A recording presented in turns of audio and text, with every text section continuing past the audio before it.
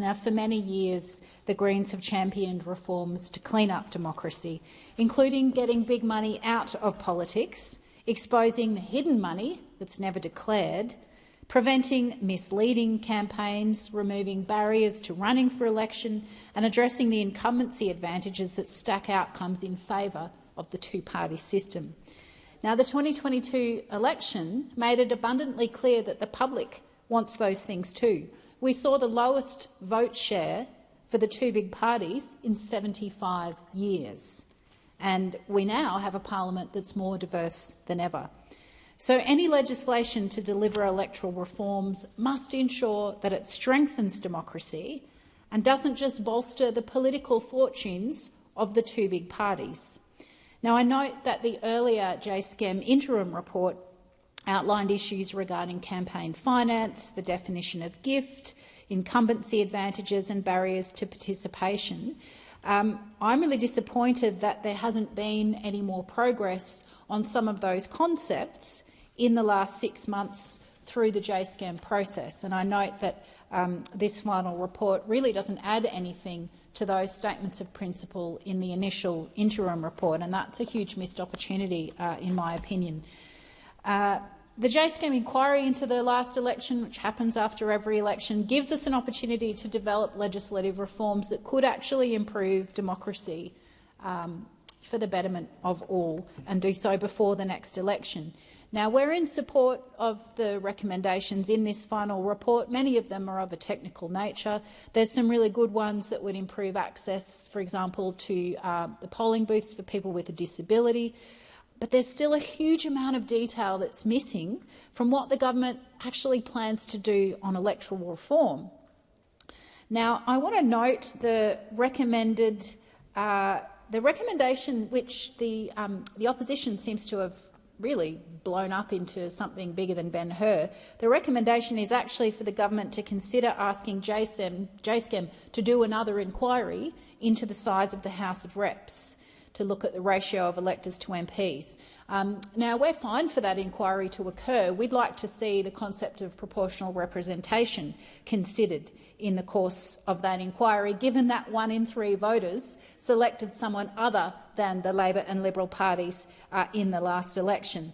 And I note with some amusement that Senator McGrath has somehow conflated that suggestion for the government to ask JSCEM to do an inquiry. He's conflated that into that there would actually be some massive expansion of the House of Representatives, which, in all honesty, I think is a little bit of a misrepresentation. But be that as it may, we're happy for such an inquiry to be suggested and to occur. Now, in relation to Senate representations, we do support the recommendation of the final report to increase Senate representation in the ACT and the NT, and increasing from 2 to 4 senators on 3-year terms is one of several options that we hope to continue working with government on, and to see that expanded representation for the people in the territories.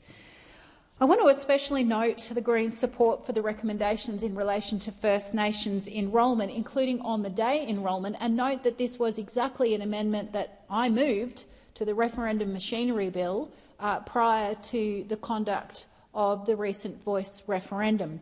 And I certainly welcome the government's belated support to allow First Nations people to enrol on the day, but I note my deep disappointment that they weren't able to muster that support at the time that it really mattered, and weren't able to agree on Greens' proposed amendments to do that before the referendum, which might have seen even more increased participation of First Nations people in a referendum that was about them having a voice. So we support those recommendations.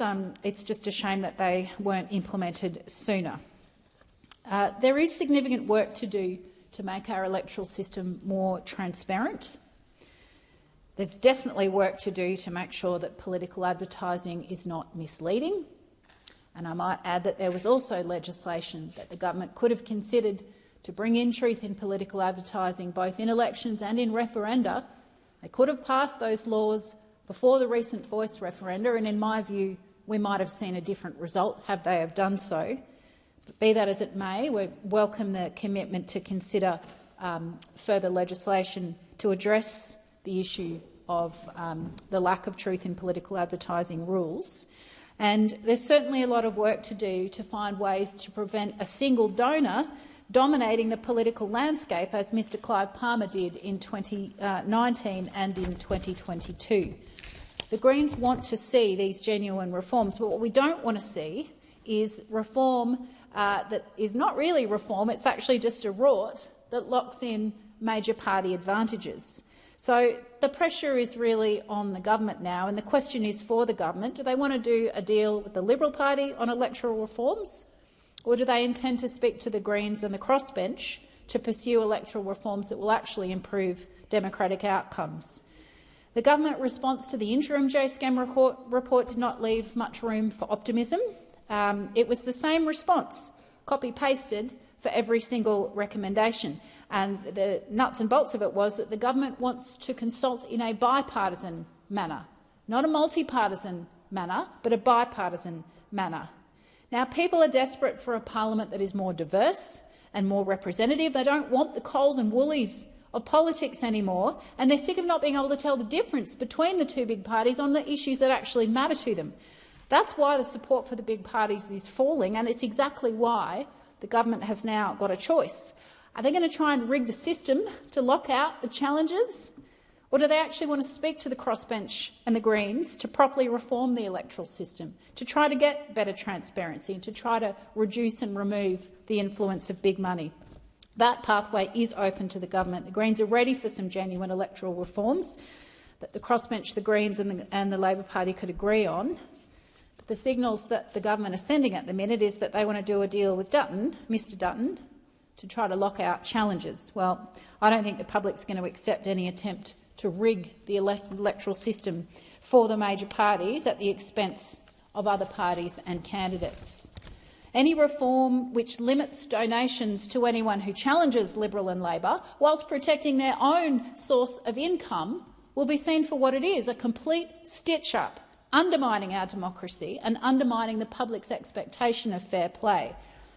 The community understands that secret sources of dark money from big corporations and billionaires is dodgy, and they rightly conclude that the reason that the politicians in charge can't solve the problems that they're facing is because they have been bought off and sold out.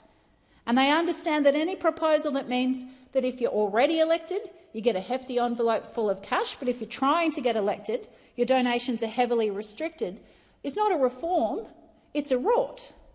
It's a rort, not a reform, to outlaw all kinds of grassroots funding while allowing the Labor and Liberal parties' corporate and billionaire funding to flow through backroom loopholes. Any reform that means that a corporation can continue to buy $5,000, $10,000 tickets to a Labor or Liberal Party dinner party, and that's not considered a donation, that is a rort and not a reform. If there's one rule for the establishment, the bipartisan establishment, with payments via slush funds or business forum memberships or cash for access dinners, and another rule for everyone else, then that's a rort and not a reform. The Greens are up for genuine multi-partisan electoral reform, but teaming up to do a bipartisan deal that shores up your own flailing political fortunes would be an attack on representative democracy. And if you go through with that, well, you'll see your vote drop even further at the next election.